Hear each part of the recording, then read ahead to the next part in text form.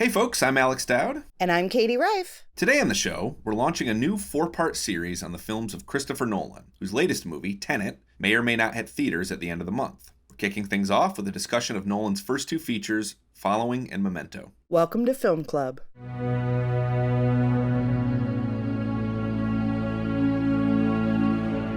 Okay, Katie, so it's early August, and if things were normal, if the world were normal right now, by now we would have talked about Tenet, the new film by Christopher Nolan. Yes, it would be playing all over the world right now. Exactly. And the film was scheduled to open in mid-July. And even after a lot of movie theaters shut down, even after the sort of the new normal began in early March, Warner Brothers was still insisting that Tenet would open in mid-July. For a long time, it was the film that was supposed to sort of reopen movie theater culture. It was going to be the sort of big coming back out party, so to speak. Yeah, it'll be interesting in the future to kind of look back on Tenet and its the moving of the release date as it's sort of a barometer for people's expectations, because at first people were like, oh, by July it'll be fine, and then it push back. It's sort of like you see people's hopes sort of breaking down along with the release date of this film. Yeah, no, I mean, it's kind of almost like a metaphor for the way that a lot of people, the sense of the degree of denial that people have had about this pandemic and about when their life was going to go back to normal. Because for a long time, the movie industry was sort of looking at that mid-July date like, okay, well, things are going to be weird for a few months. But then once we hit that, once Tenet opens in mid-July, because all these other movies were just moving completely off the calendar for a while. If you remember earlier this summer, it was like movies were basically scheduled for early in the summer. They were sort of tentatively holding that position. And then slowly but surely, all of them were moving, some of them as far as a year later. But Tenet was the film that was still there, that was still going to open in mid-July. Yeah. And, it's early August now, and Tenet has not opened. And you know what? You said in denial, but I honestly don't even think that's in a negative way. I don't think that it's bad to be like, boy, I really hope this passes soon. You know what I mean? I feel that it's less of a come hell or high water, we're going to endanger all your lives to see Tenet, so much as a, hey, so like clinging to last shreds of hope sort of thing. Like, it's not necessarily a cynical sort of thing. Well, honestly, I think that if enough movie theaters were open, I think Warner Brothers probably would open Tenet. Sure. I think that they've spent an enormous amount of money on this thing. I mean, like some movies, like we've seen a few movies over this summer have opted to change their release strategy entirely and open on VOD or something. Tenet is not the type of movie that it was ever going to do that or ever will do that. No, it is a theatrical event. No, yeah, I really can't imagine it debuting on any streaming platform. That would be really, really surprising if it did happen. I guess what I mean by not blaming people is I don't blame people for wanting to cling to hope. I guess that's what I mean. Yeah. Well, I mean, so Tenet does have some new tentative release dates. Warner Brothers is now planning on potentially opening it in international markets by the end of this month, and it could potentially open in some American theaters at the beginning of September. Whether either of those things happen still remains to be seen. I think it probably will hit the international market as planned, because other places in the world kind of have their shit together in a way that we don't. Right, exactly. So, I mean, there are countries overseas that, in fact, movie theaters are open and people are going to the movies again. Tenet will probably be seen by the end of this month. Whether or not we see it here in America in early September as planned, I have my doubts. But the movie is coming. Yeah. And I guess there aren't enough drive-ins to really make that the big theatrical event that Warner Brothers wants it to be. No, I don't think they'll do that, honestly. I think we've seen a lot of smaller movies have gone that route this summer that have decided, well, we can make some money on the drive-in screens. I think that if Tenet were on drive-in screens, it would do about as well as something could do in a right, exactly. at a drive-in theater. I think it would be a huge hit relative to the number, relative to the capacity of drive-in theaters and relative to the number of them in this country. But that's not going to be enough for Warner Brothers and enough for Christopher Nolan, I don't think. Right, exactly, because drive-ins have like pretty limited capacity. It's sort of built into the business model. There's only so many lots. So Tenet, it remains, I think, the kind of the big movie event of the year, and I don't think it scuttling its previous release dates has changed that, and I think a big part of that has to do with the fact that Nolan has become kind of, I think you could argue maybe the premier voice in modern blockbuster filmmaking. Yeah, I think that a Christopher Nolan movie, like there are some movies that are spring movies or summer movies, and you can't really see them opening in the fall in, quote unquote awards season. But I think a Christopher Nolan movie could open in, November, and it would fit just as well there. Well, one has. I mean, Interstellar opened in early November, so there you and did gangbuster business then. Most of his movies these days do open in the summer, but Nolan has sort of reached the point as a filmmaker that very few filmmakers do anymore, which is that he is kind of a household name for people, and movies can sell themselves. He can sell each new film as the new film from Christopher Nolan, and that means something to not just to cinephiles but to the hoi polloi, Yeah, it's definitely like, I would say if there's a list of like 5 film directors that the average person has heard of, like I would put Christopher Nolan on that list. For sure. And it's interesting for somebody who started his career making very small films, but he has gotten to the point where he now makes movies on enormous budgets. He pretty much at this point only makes movies with huge budgets, and almost all of them are huge box office hits. Yeah, and he can make the kind of demands that big household name directors can make about like insisting that things be shown on celluloid and that sort of thing. That's true. Yeah. He has that clout, because the thing about it is that no matter how much he spends on these movies, they tend to make their money back. And I find that impressive in their own way, because the other thing about Nolan's films is that for a filmmaker who is operating on such a high level of such a high budgetary level, he also makes movies that are conceptually and thematically ambitious. Yeah.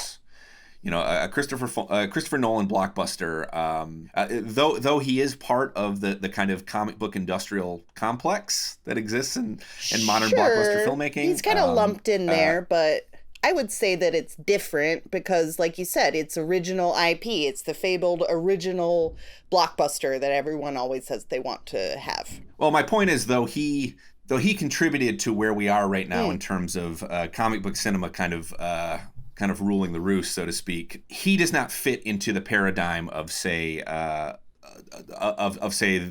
sort of Marvel empire, where these movies that are created that basically follow a certain strict formula. Nolan's films, you could never accuse Christopher Nolan of making movies that are anonymous. Right. You could never accuse him of making movies that follow a formula other than the sort of crazed blueprint that exists in his own head. Yeah, and he does not make cookie cutter blockbusters. Right. So with Tenet on the horizon, you and I are going to spend the next 4 weeks talking about the films of Christopher Nolan. Now, Nolan has become, over the last decade, probably arguably one of the most successful filmmakers in the world. Yeah. And he has made a successful transition from making smaller films to being sort of a Hollywood hitmaker.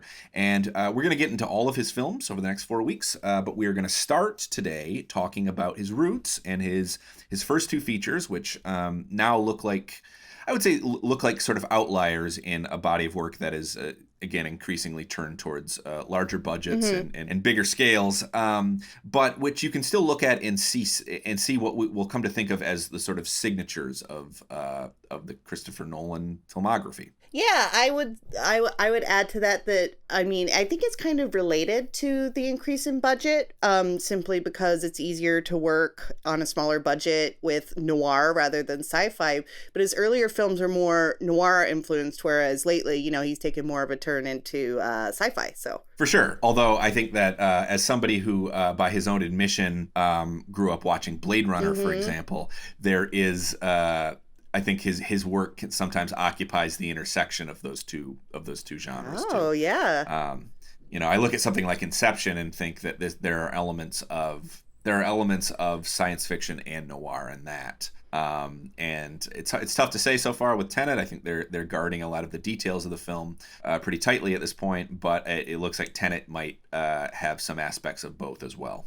Yeah. So let's start with Following. Okay. Nolan's first feature, which he made in 1998. And, you can say that every filmmaker, no matter how big, has to start somewhere. And Following, to me, is very much a first feature. Yeah. It's the only film of his that he shot in London. Nolan is, of course, he's a British filmmaker, although he has most of what he's made in the years since he's made in Hollywood. Yep. Or made with Hollywood money, anyway. But he had no one's money with Following. He had his money from a corporate video editing job, is where the money for Following came from. And from what I've read about it, most of the film's budget, which did come from Christopher Nolan's salary at his job, went towards the 16mm film, because even then he was a purist about film. And it looks and plays like a film that was made on a very, very small budget. Yes. The cast is almost entirely non-stars. It's shot with available light, and sometimes looks that way. He apparently used the locations of. He used friends' apartments and stuff. I think you asked me before we started filming if it was a student film. It was not a student film, but it has a lot of the trappings of a kind of a graduate thesis project. So these type of films, I like to think of, one way I like to think about these type of movies is as sort of instruction manuals for people who are inspiring filmmakers, and he does, a lot of the stuff that is very instructive in these type of films, like limiting locations to places, that you could get for free, that sort of thing. And we were talking about the credits, watching the credits for this movie before we started taping, and how the same names keep popping up over and over again. Yeah, Nolan wrote it, he directed it, he produced it, he shot it, and I think he helped with the editing as well. It is through and through a Christopher Nolan film, But I think you're right that the movie does kind of look a lot like a good lesson in what to do as a first time filmmaker. Yeah. Because I think he, for somebody who now uses extensive special effects. And somebody who now takes on these, his films will often leap all over the world. He'll film in multiple locations. The Christopher Nolan of 1998 did not have those capabilities and understood that and chose to tell a story that he could tell on with the resources that he had at his disposal. Which is like 5 people, a couple apartment buildings, and a rooftop. Yeah. And to those ends, I actually think it's... I think it's in some respects the movie is. We'll get into more sort of how we feel the film works, but so I think on its own terms, the movie actually works reasonably well. It's essentially as we hinted up front, it's sort of a noir scenario. It's sort of the characters all have many of the characters have these archetypal names. Our main character is referred to just as the young man, and there is a femme fatale figure that's called the blonde. Interestingly, I will say that the one character with a name in the film, his name is Cobb, and that is a name that Nolan would later reuse in Inception. That's DiCaprio's character's name. Oh, interesting. If you took this film and you laid it out from point A to point B in a linear fashion, it would be very simple. It's basically the story of a man who has a kind of peculiar preoccupation. He likes following strangers around and sort of just studying their life. He is an aspiring writer, although the film suggests that he has not actually really written anything. And he eventually, through one of these, through this peculiar hobby of his, he runs into a man, the aforementioned Cobb, this kind of slick and well-dressed man who has his own preoccupation, which is breaking into people's homes. And he does not do that. He doesn't really seem to do it for money. It's mostly he too has this weird hang-up, basically, and it's almost a... I would argue that it is almost like it's kind of sexual. It's like a fetish. Yeah. It's all about like violating the people's sense of safety. Yes. Yeah. And so the two of them end up in this this sort of makeshift partnership. And I won't say, if you haven't seen the film, I won't say much more about where the story goes.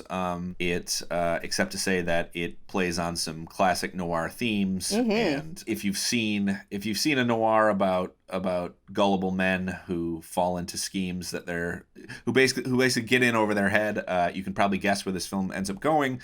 Kind of the most notable thing about the movie, and the thing that sort of distinguishes it from your average low budget neo noir, is that Nolan tells it completely out of order. Yeah, and there's a lot of there's crosses and double crosses, and just basically everyone has a hidden agenda, which is very noir, as you mentioned. And fracturing the timeline does make it so, I admit, like, it wasn't until the very end of the film that I went, oh, that's what's going on. Yeah. Which is, I mean, I think is particularly if you're, I think there's a certain shrewdness to him choosing to do that in this case. I mean, Nolan has, in the years since, has played with chronology again. His first Batman film, Batman Begins, which we'll talk about next week, that plays with chronology. Obviously, the movie we're going to talk about later on the show today, Memento, is very well known for playing with chronology. He does it in The Prestige as well. So this is sort of the roots of that interest. I will say that those films do it in a way that to me feels a little bit more pointed and a little bit more purposeful. Yeah, and I would add that I don't think that he had really finessed the sort of system with this one quite yet. Yeah. Like, this one is sort of like enigmatic to the point of being confusing at times, whereas like Memento has arguably a more complicated story structure, but it is never hard to follow. Right. Memento is, you can follow it. He like teaches you how to watch the film very early on. This feels kind of arbitrarily achronological, I would say. I really do think that it's a device, perhaps successful, in getting people interested in what is ultimately a fairly simple and banal noir story. He sort of dresses that up with the chronological gamemanship. Yeah, and creates these little mysteries that the movie then solves. Like, oh, why does he look beat up in this one scene? Like how did he get to that place? And why at some point, why does he look scruffy and kind of disreputable early in the film, and later in the film, why does he look slick? The achronological structure basically answers those questions for us. Yeah, and that kind of plays into, you have the identity of Cobb, and then, the unnamed man who at times he's called Bill and at times he's called Danny, and there's elements of shifting identity in that. And also in sort of how, the way that the plot plays out and the relationship between those two characters, their identities kind of merge and blend. And you were talking about the changing appearance of the main character. That sort of plays into that. There are elements of like identity thriller in this, which is very noir, but also something that Christopher Nolan would continue to play with. For sure. And I mean, there's a lot of hallmarks of his future work in this film. I immediately thought that the music has a certain propulsive quality that I think he would continue playing with in later films and in sort of all of his blockbuster work. We're seeing slick suited men carry on heists of sorts. They're much smaller stake in this film, but I don't think it's yeah, for sure. Like, it's creepy. You know who else used to do this? The Manson family. Yeah. There are photographs, there is an incompetently filmed fist fight. one thing that we're going to get into this at this I think one thing we're going to get into this though over the course of this series is that I do think that Nolan has improved enormously as an action filmmaker. I even think that once he made the leap into making the Batman films, he still was not quite equipped to direct an action scene. I think there's a certain sloppiness to some of his action scenes, and you can kind of see for him, like sometimes filming bodies in motion was difficult, I think, in the early years of his career. And you can see that there's a very incompetently directed. It's weird to say incompetent in terms of Nolan in any respect, but I do think there's a very sloppy fight scene in this film. Sure, yeah, it's relative, yeah. But, I mean, in terms of themes that would continue, another one, and one of the things that I like about, the way he does the story structure, he mixes it up, but it's all, like you were saying, this one and pretty much all of his films, like we'll get into Memento more, but that's not that complicated of a story if you put it in chronological chronological order as well. What he does that I like, his approach to storytelling, is he takes something initially that sort of violates your sense of reality, and in this case it's the social contract by following people around is sort of a strange, abnormal thing to do, and that opens a door to deeper mysteries, which I feel like that is his basic approach to inciting a plot. Totally. Yeah, that makes sense. So the film is 70 minutes. It's very short. I do sort of feel like, in many respects, this movie feels like a dry run to Memento to me. It's like this is sort of, it's not quite a proof of concept because Memento is a huge leap. I mean, they're in no way the exact same film, and Memento takes a bunch of large leaps from there, but I do think that following sort of was a demonstration of what Nolan could do, sort of the ideal first feature in the sense that it's a bit of a calling card, and it says, yes, this is what I can do with no money. Imagine what I could do with more. Yes, 100%. This is a calling card film. Following, actually, it caught Nolan some attention on the festival circuit. I think he won a couple of awards at regional film festivals. People were definitely looked at that film and said, I mean, it's sort of like the quintessential filmmaker to watch movie. Yeah, you know? And this is, 98? That was towards the end of that sort of film festival cycle where you had all these big filmmakers breaking out at film festivals, sort of the 90s indie renaissance. But it was Nolan's next film that really sort of catapulted him into the limelight, and the film on which he sort of has built his career and built his reputation, and that of course was Memento. Yeah. Memento arrived in 2000. It premiered at the Venice Film Festival, which is a huge leap, given that following had premiered at Slamdance. Yeah. Which is the alternative Sundance, yeah. Yeah, totally. It's like smaller than Sundance. Yeah. So it's a big leap, and I think I understand why. I mean, even if you were a filmmaker who did not have a ton of clout at that point, if I'm a programmer and somebody sends me Memento, I'm programming. You're gonna play it. Yeah, you're gonna play the movie. Yeah, for sure. And Memento, you talk about reach. I remember seeing it on VHS in high school. I remember it being something that people at my high school were talking about. So it made it at least as far as Ohio in terms of cultural reach. Yeah, no, I mean, I was in high school as well. I was living in Michigan at the time, and I saw it in theaters. I remember being very excited for it because a lot of buzz had built up around it at that point. Listen, we talk a lot on this show about old favorites and about the ways that our tastes have evolved over the years. And Memento was definitely a high school favorite of mine. It definitely appealed. There's a lot about it that appeals, I think, to maybe one might say a high school sensibility. But I think unlike a lot of the films that I loved as a teenager, Memento has, I think, in a lot of respects, held up quite well. Memento held up really well. When I rewatched it, I was just really engrossed in it and really impressed by it. And I think because it was such a long time ago the last time I saw it, I think my estimation of it actually went up on rewatching it. Yeah. Well, I mean, I think it's actually an enormously sophisticated piece of storytelling. Even though it's actually, in a lot of ways, as you said before, it's not a big story. I mean, it's as small and contained in some ways as Following is. The movie takes place over really just a few days. Yeah. And with a very small cast of characters. Not a ton of locations. Set in Los Angeles, I believe. And I guess, I mean, I have to assume that many of our listeners have seen Memento, considering what a touchstone it is in modern independent film. But if you haven't, the film stars Guy Pearce. He plays Leonard Shelby. He is a man who has a very rare, although I'm told real, it's real? memory condition. Oh, wow. They might exaggerate aspects of it, but yes, it is apparently based on a real memory condition. And the thing is that he cannot make new memories. So up to the point of the movie sort of swirls around this backstory where his wife has been killed. And by the way, that is a reoccurring theme in Christopher Nolan's work as he well. Loves a dead wife. Dead wives and girlfriends. Yeah, he does. What else motivates men, though? I mean, they never do anything unless you kill their wife. Duh. There's a dead girlfriend in Following as well, so it goes all the way back to the start. I mean, femme fatales and dead blondes is also very noir, so we'll let him off the hook a little bit there. but I do like to kind of tease about that, though. Yeah. So Leonard, before before the events of the film, Leonard was an insurance investigator, and his wife was killed in a home invasion, and he hit his head, and he now suffers from this memory problem.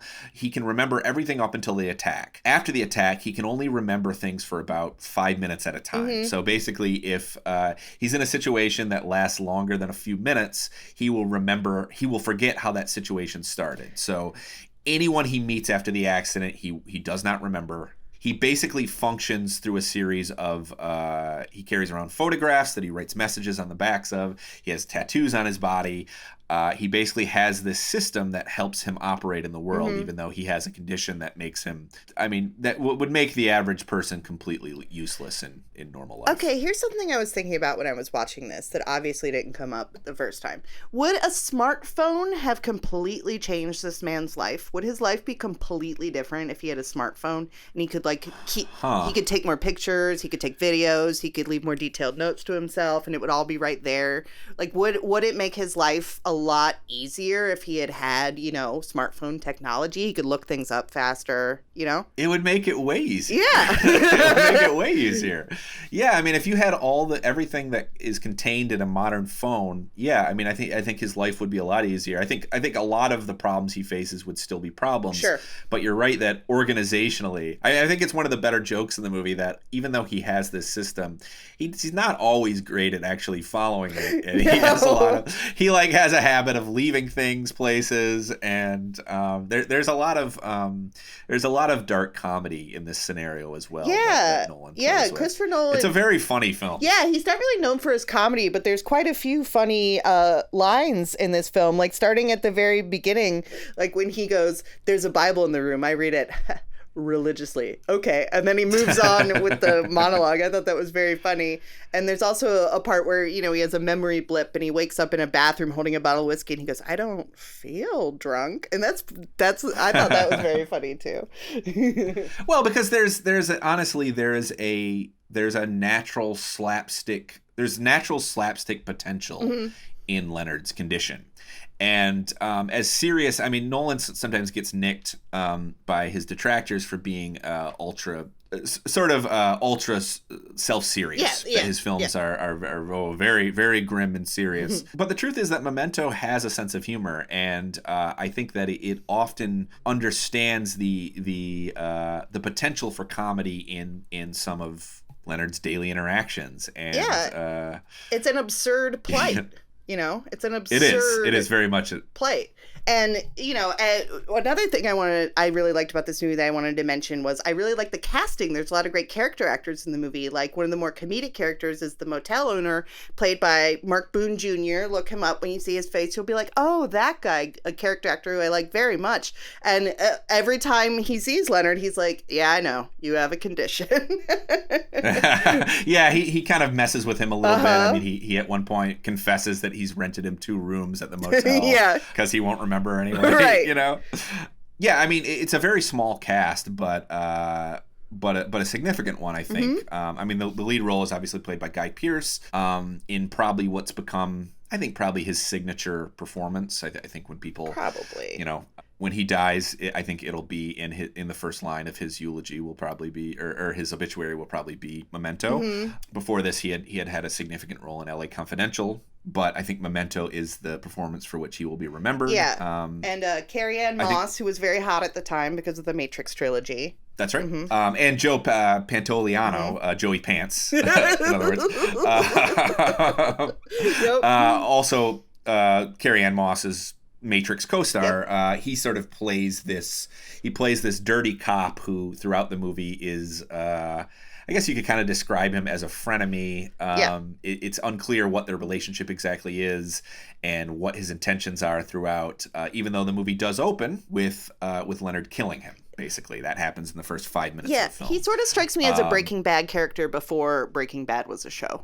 That's interesting. I hadn't thought about that. That's a good point. He does kind of have that quality. Yeah, and let's not forget Stephen Tobolowsky, another beloved character actor, playing playing Sammy Jenkins, which is sort of the character that Leonard hangs on to. It's a story from the before times, from before the accident, of this man who had the same condition as him, and Leonard denied him an insurance claim. And, you know, I felt that one of the main driving motivations for Leonard's character is his need to prove that he can do what Sammy Jenkins couldn't. Because if he's in the same boat as Sammy Jenkins, then that sort of morally condemns him for his decision. And totally. Yeah, and an insurance adjuster, an insurance salesman, is also a noir stock character, like in Double Indemnity, famously revolves around an insurance salesman. Yeah, I'm glad you brought up Jenkins, because I think that's really important to what the film's doing as well. Structurally, it is it's in some ways it's a movie that appears more complicated than it really is, and I'm impressed by I rewatched some of it last night. I actually rewatched it on chance a couple months ago as well. I intended to just kind of watch a little bit of it last night and ended up getting sucked into it and watching most of it. Oh yeah, I was just I didn't even get up to go to the bathroom. I was just sucked into the movie. I was really liked it. Anyway, sorry. Well, and Nolan kind of tells you how to watch the film from the very start in a way. I mean, the movie opens with we're seeing somebody. He has a Polaroid in his hand, and he's doing the thing that people do, shaking the Polaroid, which I'm told does not actually help it develop any faster. I've been told that in recent years. Well, it's just one of those things we've all done our entire life. Explain what a Polaroid is for our younger listeners. It is a picture that you take with a conventional camera, a non-digital camera, and it basically develops instantly. I mean, it develops over a period of maybe 10 minutes or so. So it just sort of shoots the picture out and develops in front of your eyes. Yeah, because you used to shoot rolls of film and then you had to send them off to a photo lab and wait to see the photo. So if you wanted to see the photo right away, or if you were taking a photo that you didn't want the people at the photo lab to see, that's what a Polaroid was for. Do you really think there are people listening to this who don't know what a Polaroid is? Probably, right? I think there are probably, I'm not sure if they're listening to our podcast. That might be presumptuous on my part. But I think there are people who don't know what a Polaroid is at this point in history. That's probably true. Well, this film depends on them a lot. Yeah. The movie opens with him holding a Polaroid, a picture of himself, and as he's shaking it, it's actually it's getting less clear, and we realize very quickly that it's moving in reverse. The first scene we see entirely basically rolls backwards. And then the film from there establishes its structure, which is that the scenes that are in black and white are moving forward. And a lot of them are the scenes in which he's in a hotel room and he's telling us about Sammy Jenkins. So there's this story within a story that he's telling us about that ultimately ends up tying into the larger story. Whereas the scenes in color, we quickly realize, are moving backwards, so that every scene technically takes place after the events. Before the events of the scene we've seen before. So it sounds complicated, but the movie sort of clues us into how to watch it very quickly. Yeah. I think it's actually pretty easy to follow once you figure out, and again, you figure out pretty quickly, but once you figure out how it's structured. Yeah, the way that I would best describe it is it's like if you read a book in reverse, but you didn't read, page 300, 299, 298. It's like if you started on chapter 30 and then you read chapter 29, 28, 27, 26. Yes, it's that's like a good way to put it. And, over the years, I feel like those who do not like Memento have kind of derided it as kind of an empty gimmick movie. And I've always pushed back on that because, it is a gimmick. Sure. In a sense. Telling your movie backwards is a gimmick. But it ties to the theme and the way that... It does. Yeah. It ties to the theme of the film, so it's not pointless. It has a dramatic structural function. Right. And folding backwards puts us in roughly the same position, the same predicament as Leonard. We have no idea what's come before. So in any given scene, what we're experiencing it in a way, in the same way that Leonard does, with no prior knowledge of how we got there, essentially. So it creates this constant present tense with no tie to the past. Now, obviously, we have something that Leonard does not have, which is we know where it goes. Yeah.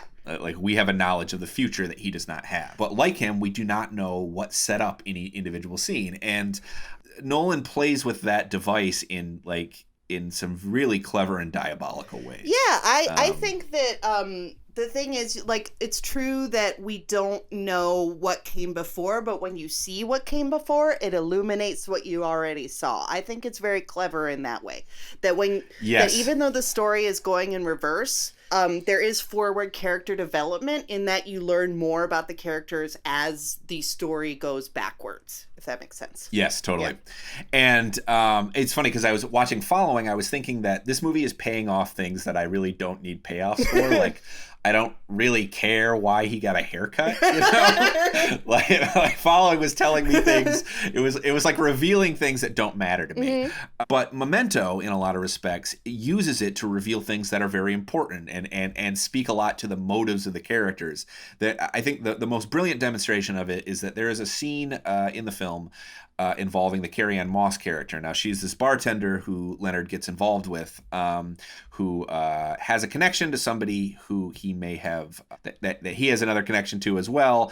I mean, the movie sort of creates this very small little, this small world within the larger scope of Los Angeles of sort of small stakes crime, essentially. Yeah. And Moss is this bartender who he gets involved with, and there is a scene where we see him agree to do something for her.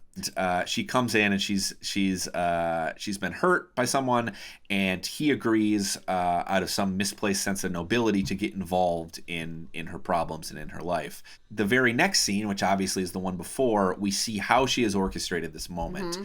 And it is such a brilliant, sadistic, manipulative dark. Turn of events. Yeah, it's so dark. And, yeah. Because it opens a lot of doors to a lot of very cynical avenues of ways that people could take advantage of this man.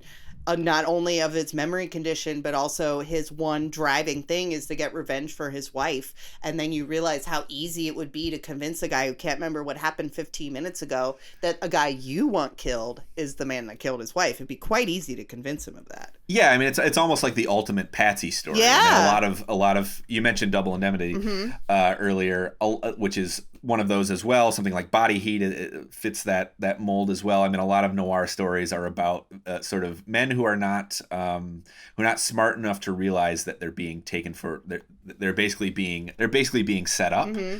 And Memento is like that, except that it's not so much that he's dim as that he has this psychological problem that makes him a perfect target. He has brain damage, exactly. And it's also sort of left vague how long ago this brain damage happened, how long ago his injury happened, which to me opens a door to a very, like I was saying, a dark and cynical thing, a very dark thing, which is how many towns has he been in? How many people? Yeah. Like, this could have been going on for years.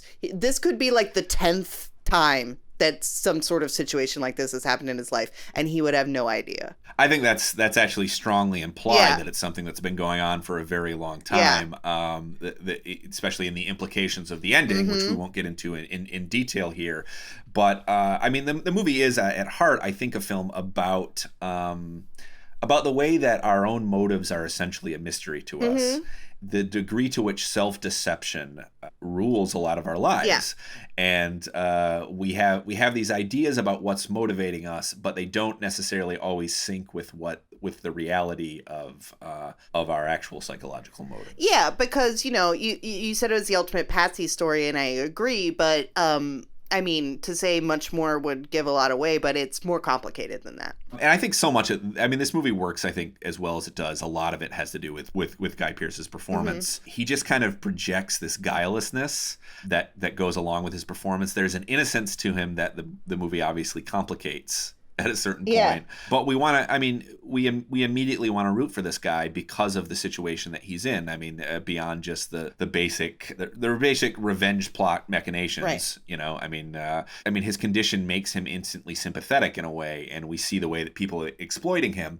And I think that he projects a certain innocence that can only come from not knowing, from not understanding your own actions and not knowing what's come before, that the movie then complicates in a really dramatically satisfying way. Yeah, and then when you combine it with, a very dark and gritty character of a rogue, out for homicidal revenge, it just makes for a really interesting character, having those two elements be, I think, equally foregrounded in the character. I actually find the movie enormously affecting. I know that the other sort of knock against it is that it's just kind of a cold exercise. You know, there is a certain intellect. Christopher Nolan does tend to sort of intellectualize his themes, I think. He does, although I think he's underrated as a filmmaker who brings an emotional heartbeat to the material. Okay.